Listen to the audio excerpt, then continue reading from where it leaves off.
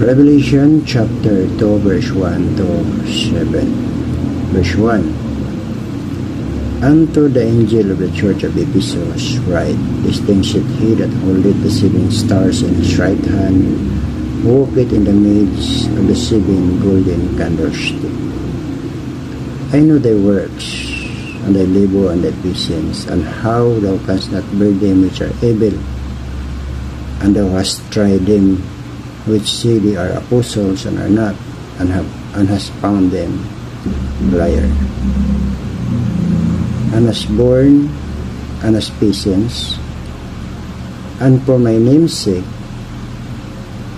hast labored, and hast not fainted.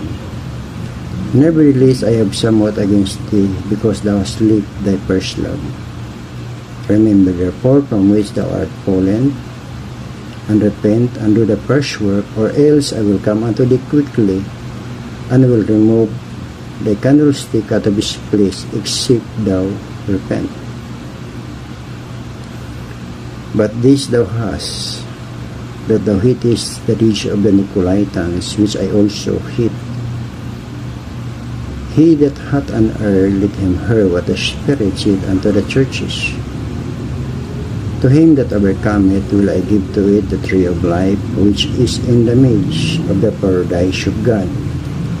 Revelation chapter 2 verse 1 to 7. Amen.